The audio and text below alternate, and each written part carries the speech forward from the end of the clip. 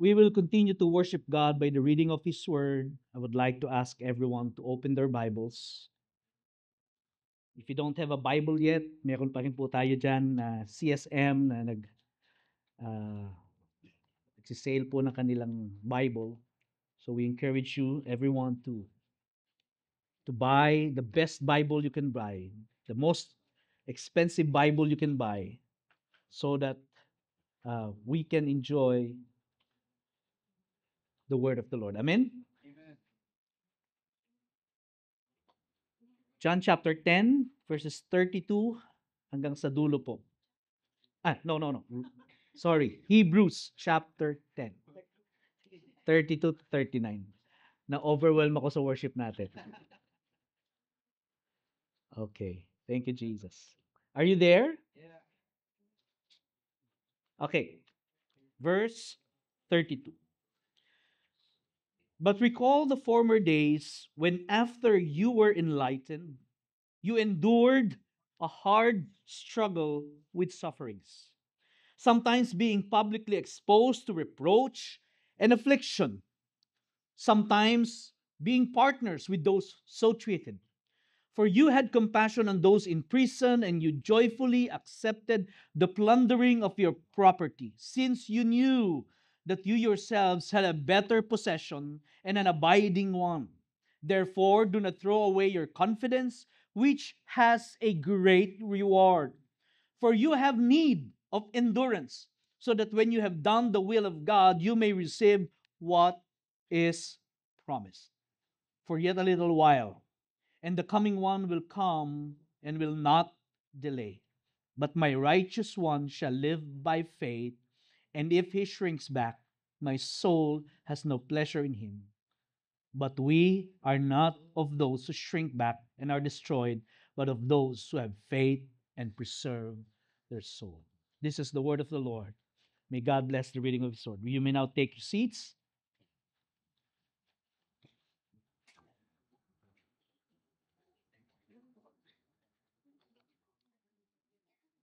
Thank you, Jesus. Kung nandito po kayo last week, we ended the sermon. All right, sige po, marami pa palang hindi nakakaupo. Please take your seats. Okay? The boat is sinking.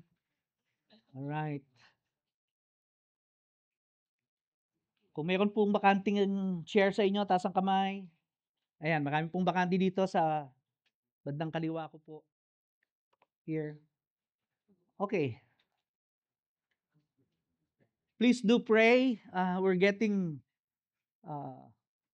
fuller and fuller as the weeks go by. We want the kingdom of God to advance, pero kung ganito po palagi tayo, hindi na tayo lalago. So we're praying and believing God for another service. We don't know yet when. Baka next week, mag-iisip na kami. Hindi pa next week naman, no? So, okay.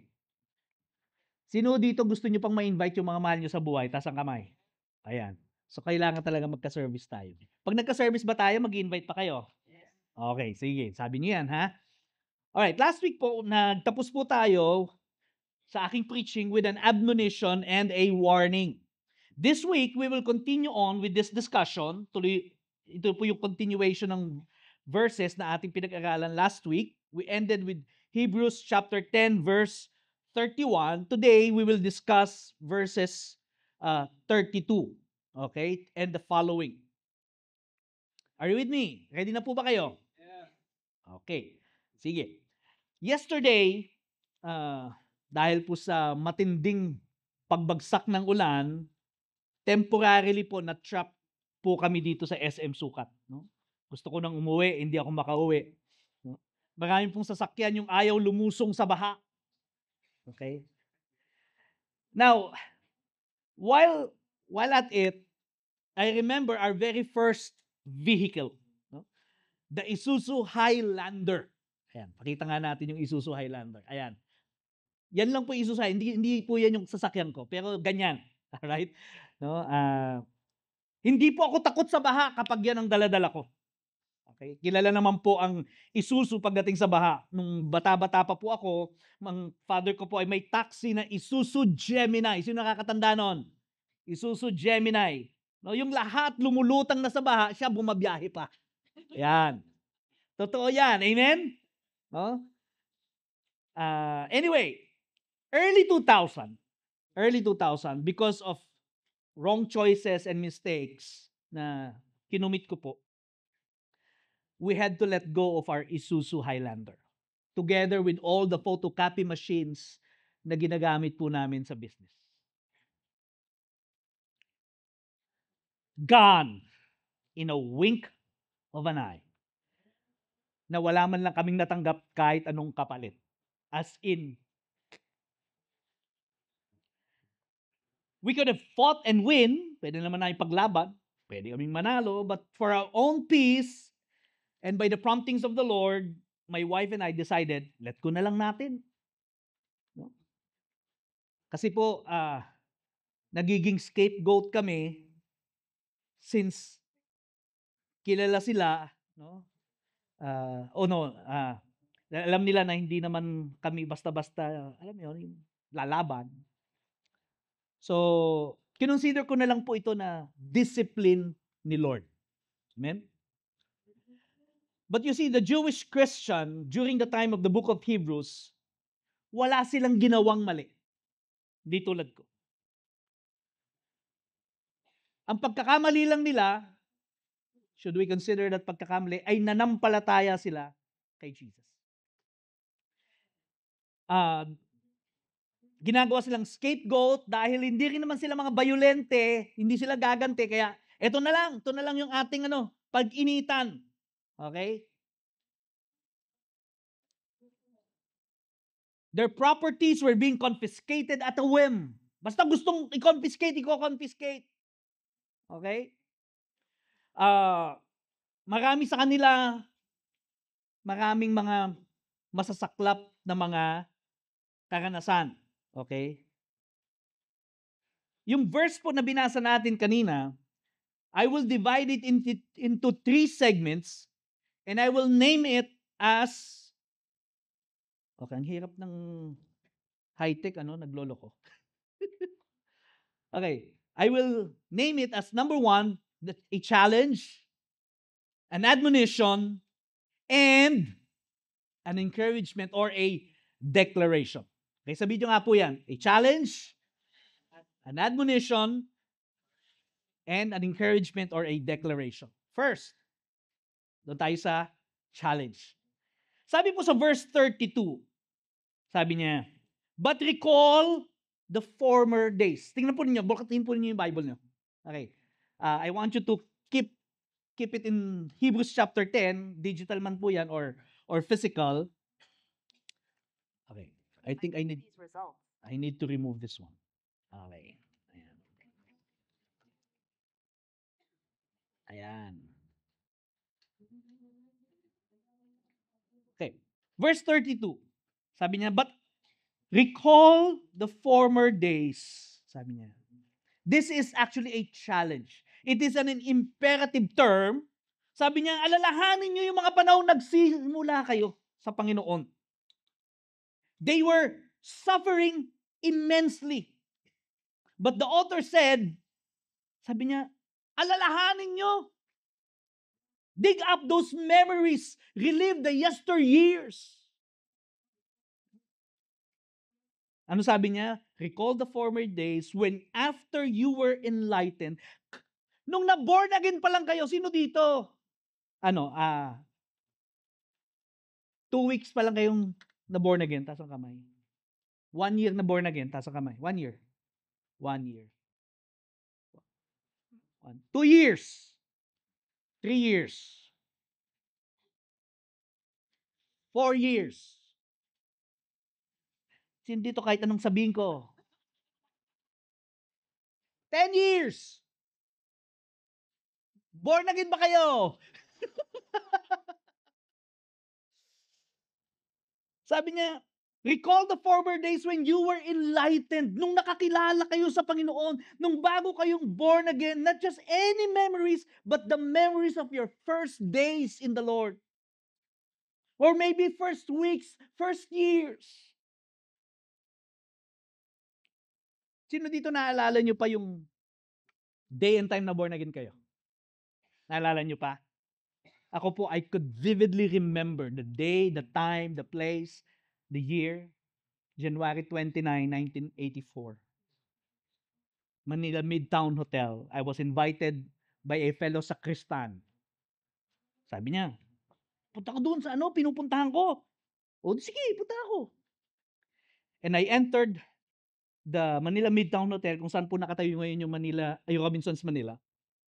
I went to the second floor, kung saan nandun po yung karamihan ng mga function rooms.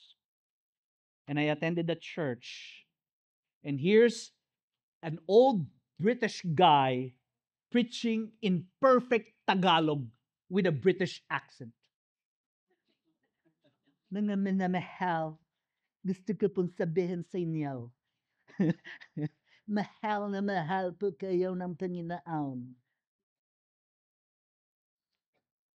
At around 10:45 to 11:30 in the morning, I came forward, received the Lord, and my life was never the same again.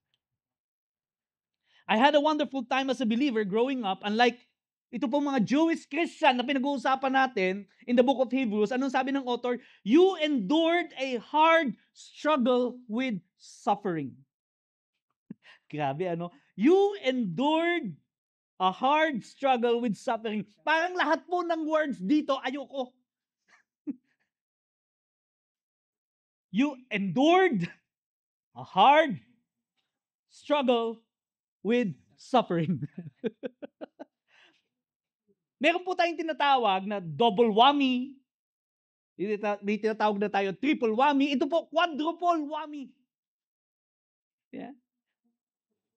They were just enlightened. Na-born again pa lang sila. Kaka-born again pa lang, I would suppose, maybe 1, 2, 3 years, 5 years silang Christian. Pero sabi ng text natin, they already endured. Baka yung iba nga sa atin, pag na-born again, tapos napahirapan kagad, ayoko na. Ganyan pala yung born again. Pero sabi niya, nung na-enlighten kayo, na-encounter niyo si Jesus, you endured. Grabe, Sabi ko, Lord, parang sobra naman itong description na ito. And so I looked up, tinignan ko po ano ba itong ibig sabihin ng mga words na ito. Sabi kasi diyan, hindi lang siya just a struggle, but a hard struggle. Okay? With suffering. So doon po sa original term, original word, ito po ang nakita ko, yung suffering is our capacity and privilege to experience a strong feeling, felt, deep emotion, like agony, passion, ardent desire, suffering, etc. So ibig sabihin pala itong suffering na to, hindi lang siya yung paghihirap, kundi yung a deep emotion. Okay? So mekos-mekos na lahat yan. Pagdating sa original. Yung struggle naman po, it means contest or conflict. Contest or conflict. Sa New American Standard Bible, the phrase hard struggle ay translated po siya as great conflict. Sabihin niyo nga po, great conflict. So if I am to rephrase ito pong verse na to, yung you endured a hard struggle with suffering, I would render it this way. You endured a great conflict of deep emotion. Meron ba yan? Meron ba? Click nga natin kung meron. Kung wala, okay lang. You endured a great conflict of deep emotion. Sa Tagalog po, nagmekos-mekos na yung damdamin mo. Diba? Then listen to the following sentences from verse 33. Tingnan natin sa verse 33. Tingnan nyo kung paano nagmekos-mekos yung kanyang emotion. Sabi niya, sometimes you are being publicly exposed to reproach and affliction. Yeah? Napapahiya ka, hinihiya kayo. Sometimes naman, you are being partners with those who are so treated. Kayo naman ay umaalala, kayo naman yung nag-i-encourage doon sa mga iniinsulto. 34, for you had compassion. Kanina, ikaw yung iniinsulto. Ngayon naman, ikaw yung nag-i-encourage. Ngayon naman, you have compassion on those in prison, and you joyfully. Say joyfully. Nakita niyo yung shift of emotion? Diba? No? Mekos-mekos talaga eh. You joyfully accepted the plundering. No? Medyo allergic tayo ngayon sa salitang yan. You joyfully accepted the plundering of your property. Yeah? Since you knew that you yourselves had a better possession. Okay? And so the challenge para po sa kanila ay alalahanin muli ang lahat ng ito. Grabe naman. Meron ba sa atin gusto dito muling balikan yung mga masasakit at masasaklap na nakalipas natin? Meron ba? Yung nag-enjoy ko, ay grabe nung iniwan ako talaga, tunto ako. Sino dito gusto niyo babalikan yung masasakit na karanasan na hanggang ngayon inaani mo pa rin yung pait ng karanasan na yan? Meron ba? Wala. Pero bakit minumungkahay po ito ng author? Yeah? Sabi niya, sige, alalahanin nyo lang. Siguro kung kausap ko yung author, sir, bakit? Bakit? I deserve an explanation. I deserve an acceptable reason. Amen? Yung iba, ano daw? Okay, biglang namatay ang aking ano. Anyway. So yun po yung challenge. Okay? Tuloy natin. Sabi niya, verse 34, letter B, since you knew, sabi niyo nga po yan, since you knew that you yourselves had a better possession and an abiding one. Sabi niya, since you knew. The word knew, katulad ng paulit-ulit ko na pong sinasabi dito sa preaching ko, siguro taon na to, sinasabi ko yan. Sa Bible po, pag na-encounter natin yung word na know or knew, usually, ang ibig sabihin po niya ay experiential knowledge. Na-experience mo, kaya alam mo. Okay? You knew it by experience. Sabi niya, since you knew that you yourselves had a better possession and an abiding one. Gusto ko pong mag-camp dito. Medyo tatagal lang po tayo dito ng mga 3 oras. So, sabi niya, you joyfully accepted the plundering of your property. Sabi niyo nga pa property. Okay. English muna tayo, English. Singular or plural? Oo, sumagot kayo. Singular or plural? Singular. But, in the original word, ito pong salitang ito ay nasa plural. Okay? Sabihin niyo po, properties. Possessions. Na pareho lang pong word ang ginamit yan. Now, sabi niya, you joyfully accepted the plundering of your different properties. Parang gano'n. Okay? Not because you cannot do anything about it, or you were simply resigned to your fate, na, kukunin, ano magagawa natin, ganyan talaga. Yeah? Hindi po ganun yung reason. The reason they could still be joyful even in the most adverse situation na meron po sila, even when their hard-earned properties are being plundered, no? Sabi ko nga medyo malaking kurot yan sa ating salitang plunder ngayon eh. Yeah.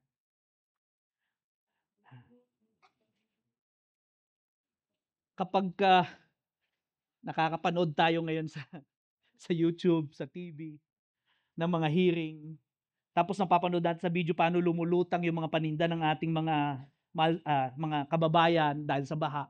Di ba? Parang, plunder.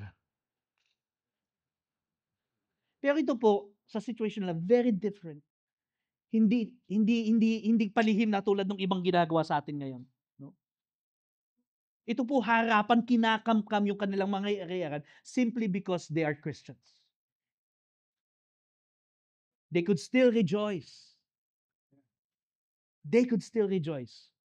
Why? Because, ang sabi ng Bible natin, they knew or you knew that you yourselves had a better possession. Ano yung sinasabi dito ng author? Ano tong better possession na to? What is he referring to? Okay? Again, English 101, possession. Singular or plural? Sino nagsasabing singular? Taas ang kamay. Itaas mo mabuti. Tingnan natin kung sino papasa sa exam. Sino nagsabing plural? Sino dito, pastor? Hindi, absent ako nung tinuro yan. This is actually singular. Yung isa po, inauna, plural. Ito, singular. Obviously, the main difference of the two, aside from the singular and the plural form, is that yung una po, material possessions. Sabi niyo nga po, material possessions?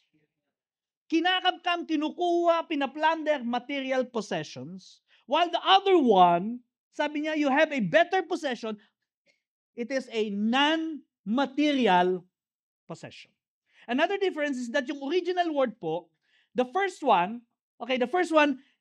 is something, ito, makinig po kayo, ito, maganda to, is something you already have in your possession like a cash on hand. Okay? Cash on hawak mo. Para siyang Rolls Royce sa parking lot mo na pwede mo kagad sakyan. At gamitin mo for your personal use, lalo na pag umulan, hugutin mo lang yung payong doon sa may pintuan. Okay? Available, nandyan. Ahakbang ka lang, tatawid ka lang sa kalsada, nandun na yung Rolls Royce. On hand. Are you with me? Yun po ibig sabihin ng property, possession, on hand. While on the other hand, yung isa pong possession, singular, non-material, is like, do sa mga bankero, accountant, alam to, it's like a credit line. Okay? Credit line sa bangko na magagamit mo anytime. Okay? Ang kailangan mo lang, pumunta ka lang doon sa bangko, sabi mo, gagamitin ko yung credit line ko, i-avail ko, and voila, nandun na. O kaya naman, parang yung panibagong luxury vehicle na nakatago, hindi nakikita ng BOC, pero pag gusto mong ipa-deliver, tatawag ka lang sa property manager, deliver mo. Gusto kong gamitin. Pwede. Yeah. Yun yung pagkakaiba. Yung isa on hand, yung isa at a phone call. Pero parehong available. Pwedeng gamitin. Okay? So the question now is, ano ba tong singular non-material possession na pinag-uusapan natin o yung sinasabi ng author? What is this awesome possession that a believer, tulad mo, tulad ko, that is abiding, ang sabi ganoon, that it remains, it cannot be snatched or taken away or be plundered or be taken in custody by anyone, especially ng BOC. Ano ba ito? Okay? You see, with all the troubles na may experience po natin. No, alam ko marami na tayo na experience dito na trouble. Na-scam tayo in so many different ways. Online budol.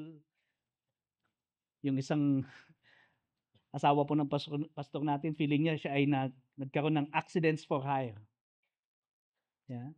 Investment scam. Tapos persecuted ka pa ng pamilya mo, may problema ka pa sa trabaho o negosyo mo, may sakit ka pa. Tapos hindi kayo magkasundo mag-asawa, tapos yung anak mo nagre-rebelde. Parang halo-halo, parang Lord, paano ko ba ito haharapin? What is this one possession that we as believers pwedeng makompensate, pwedeng manigate, and even overturn itong massive effect ng lahat ng mga negative experiences natin? pwede nating maharap dahil dito. And still be able to stand strong in the Lord. Let me propose to you what I think the author is saying, and then I will explain bakit ito po yung conclusion ko at naisip ko. One word. Faith. Say faith. Say faith. Faith. Naalala niyo po ba yung sinabi ni Paul sa 1 Corinthians 13 verse 13? Pag nagkakasal po ako, lagi kong binabasa ito. So now, faith, hope, and love abide, these three, but the greatest of this is love. Sabi niya now, faith, anong description niya? It abides. Sabi din nung author, this possession, it abides, it remains. Okay, so medyo nagkakapareho sila ni Paul. Sa verse 35, following the next verse, do sa text po natin, verse 35, sabi niya, therefore, do not throw away your confidence, which has a great reward. The word confidence here is another term, another way of saying faith. Napaka-related po nito sa salitang faith. Sa verse 22 po, chapter 10. Okay, tingnan po ninyo sa Bible ninyo, verse 22. Sabi niya, let us draw near with a true heart in full assurance of faith. Full assurance of faith. Sabi niya, do not throw your confidence. You have a full assurance of faith. Isa pong phrase pa na ginagamit ng author is yung salitang confession or confession of hope.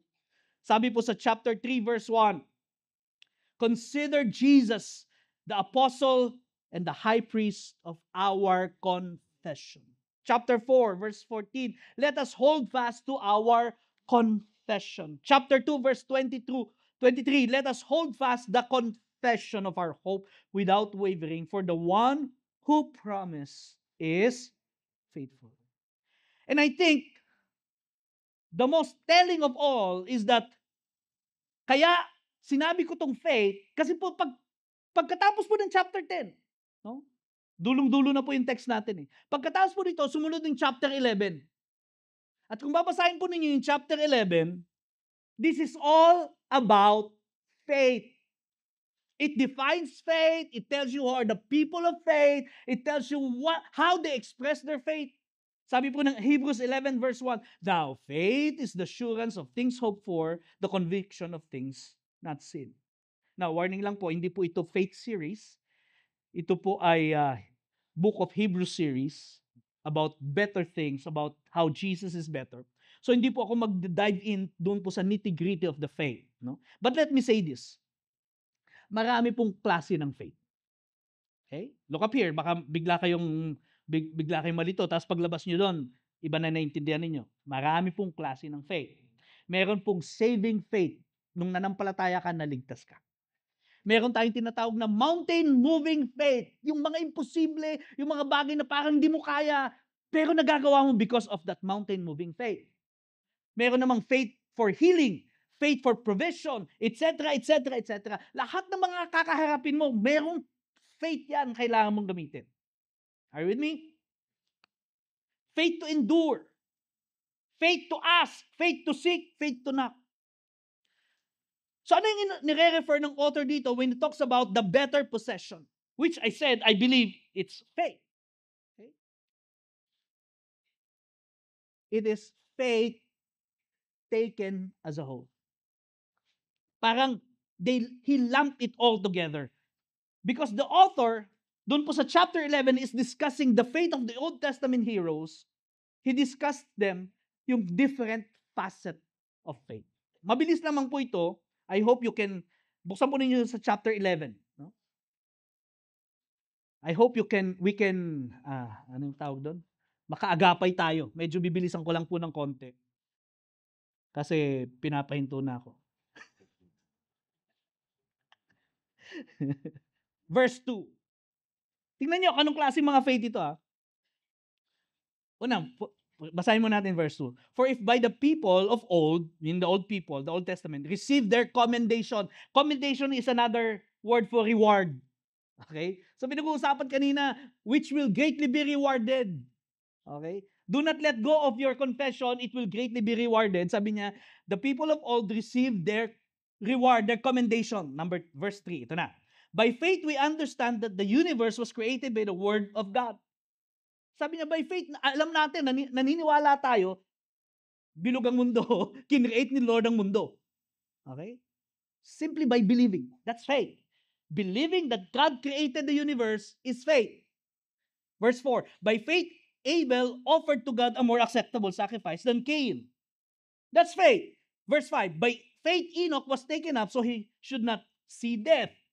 Verse 7, by faith, Noah, being warned by God concerning events as yet seen, in reverent fear, constructed an ark for saving his household.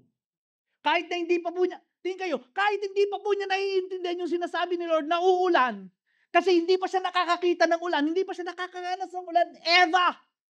Sabi ni Lord, gumawa ka ng arko, uulan. Whatever that is, Lord, sige, mag-o-obey ako. It takes faith. Verse 8, by faith Abraham obeyed when he was called to go out to a place that he was to receive as an inheritance. He went out not knowing where he was going. Obedience takes faith. Verse 9, by faith he went to live in the land of promise, as in the foreign land, living in tents. Verse 11, by faith Sarah herself received power to conceive. Sino dito gusto magbuntis? Basta mahalaga may asawa. Yeah? It takes faith. Verse 17, by faith Abraham, when he was tested, offered up Isaac. Para maipasa mo yung pagsubok ng Diyos, kailangan mo ng faith. Para maipasa mo yung board exam, kailangan mo ng aral muna sa faith. Hindi pwede po faith.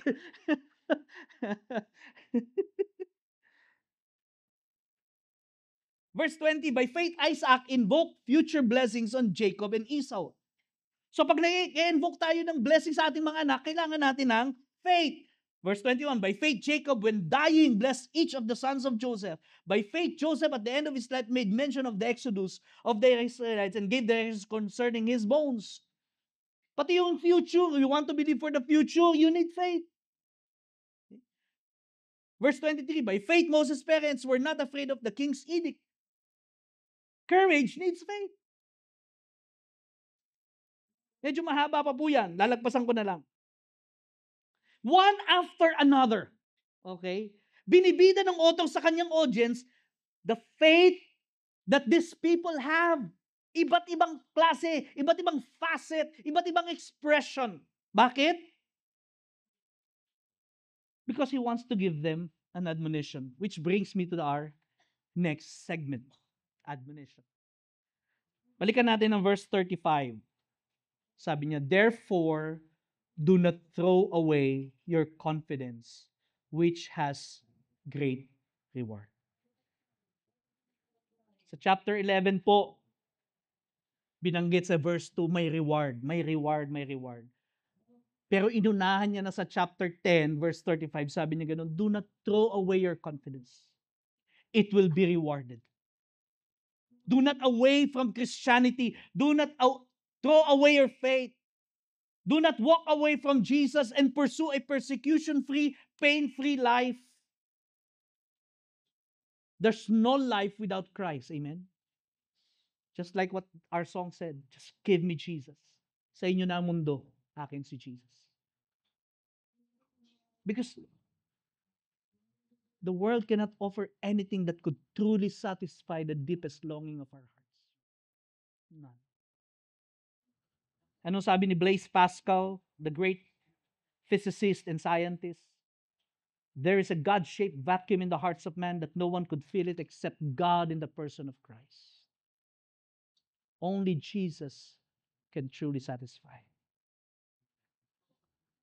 Verse 36, for you have a need of endurance. Again, the author would talk about endurance in chapter 11. He's actually prepping them up for the next chapter. Okay?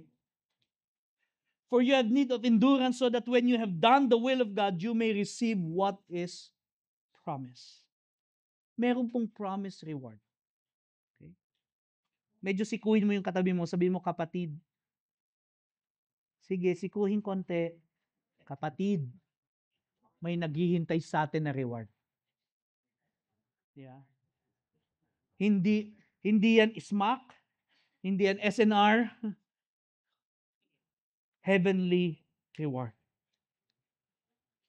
It is eternal in nature, hindi mabubulok, hindi kakalawangin, hindi mapaplunder, hindi mako-confiscate.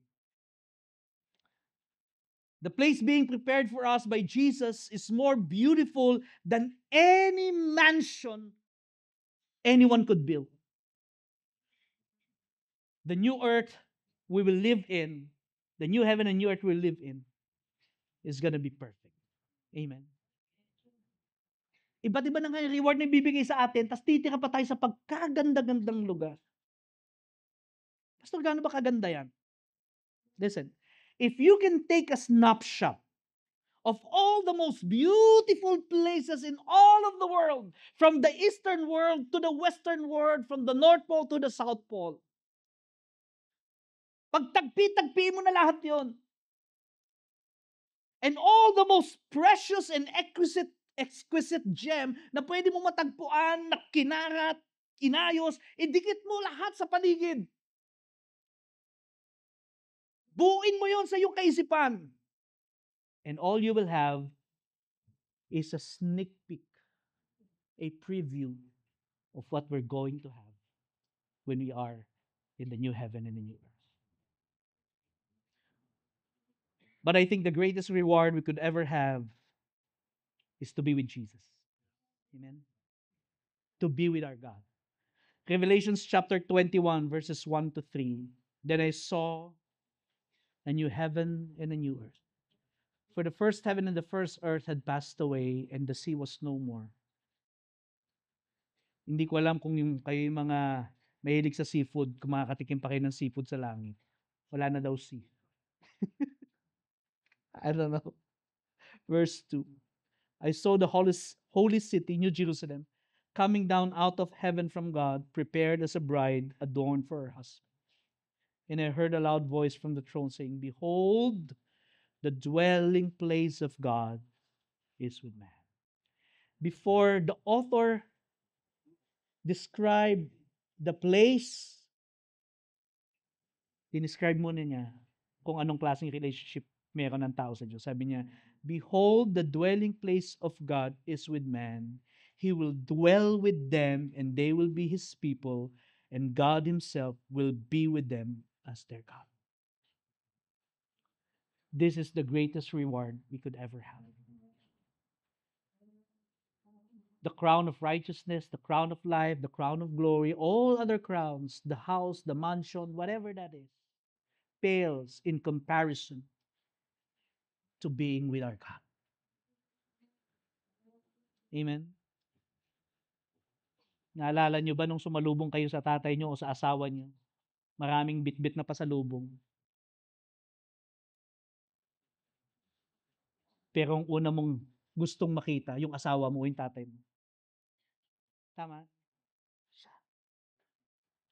Siyempre, okay na may sapatos ka. Siyempre, gusto mo naman yun. May chocolate. May pabango. But the fact that He's there, that's the most important thing. Amen? Jesus will be our greatest reward. And so the author admonished them. Sabi niya, don't give up. Don't walk away. Do not let go of the faith. You have Christ in you. Another admonition, verse 37, sabi niya, For yet a little while the coming one will come and will not delay. Darating siya, tiyak yun. No? Tiyak yun. Sa tamang panahon, darating siya. Pero sabi niya, But my righteous one shall live by faith. We ought to live by faith. We ought to take hold of that possession and be able to use it whenever necessary. Because every day of our lives, it necessitates walking by faith. And then He gave them a little warning. Ito na naman po, warning na naman. Sabi niya, and if he shrinks back, my soul has no pleasure in him. If he shrinks back. Sabi ni Lord, my soul has no pleasure in him. Pero bigla pong kumambyo yung author. Kinote po niya yan sa, kung di ako nagkakamali, sa Book of Habakkuk. Tapos kumambyo siya. He changed gear and gave them an encouragement, a declaration, if you may, which is the third segment of our discussion. And we are about to end. Sana. Sabi niya sa verse 39, but we are not of those who shrink back and are destroyed, but of those who have faith and preserve their soul. After 10 chapters of discussion, how Jesus is better than the prophets, better than the angels, better than the high priest, better than the apostles, he is a better high priest, better, lahat better.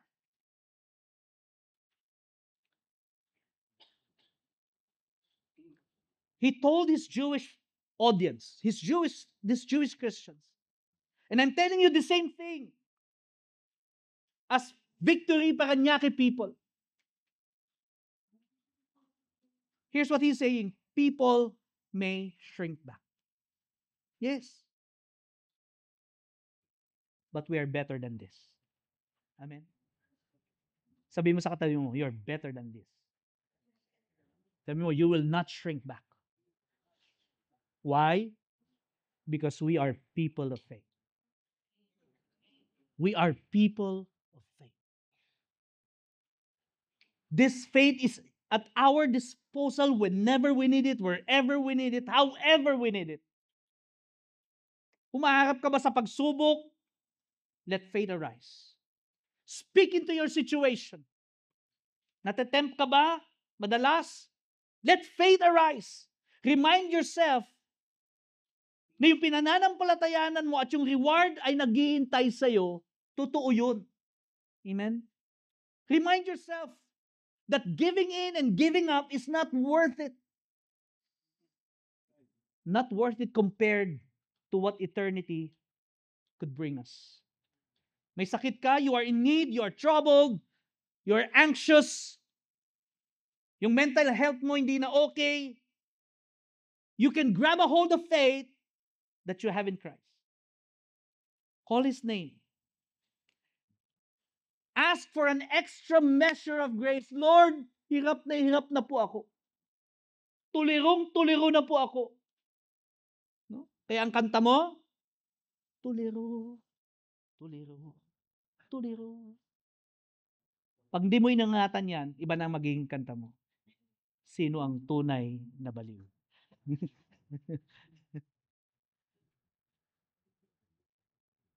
Ask God, Lord, give me extra measure of grace. I need you. Claim a promise. Bakit? Kasi He who made a promise is faithful. Don't give up. Don't give in. Mga kapatid, we have a better possession. And most of all, not only that we have a better possession, we are better than this because we have Jesus in our hearts. We are not a people who shrink back. We are people of faith. People who live by faith every day, every moment of our lives. As we breathe in God's promises, we breathe out faith. Okay? Pero pag wala kang binreathe in na promise, baka wala kang ma-breathe out na faith. That's why it's important for us to read and meditate our Bible. Pag wala pang Bible, nandun ang CSM. Pwede na kayo mag-invest. Amen? I would like to call our music team.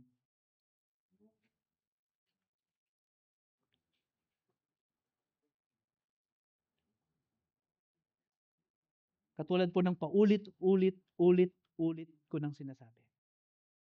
Mga kapatid, what we have available at a point of need. Singlapit lang ng dasal. Isang tawag mo lang sa Panginoon. We have this possession called faith, and not just any other faith, okay? Faith in Jesus. Hindi faith na positive thinking, hindi faith na manifesting. Hello? Yung iba kasi faith na manifest na yan, best. Hindi po.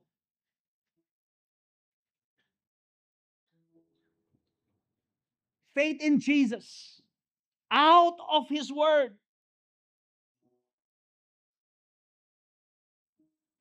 Mga kapatid, we are a people of better possession. We are people of faith. Amen? Tayo po tayong lahat.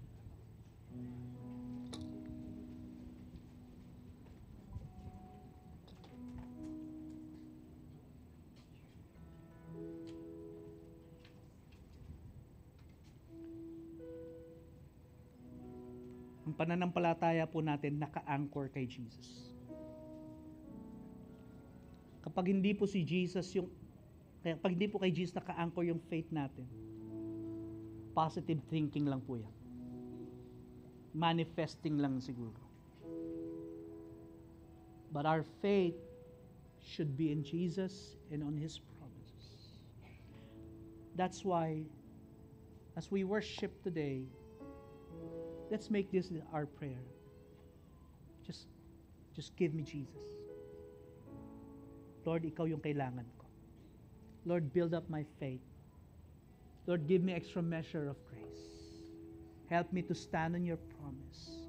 Help me to stand on your word. Just give me Jesus. Amen. Let's worship the Lord.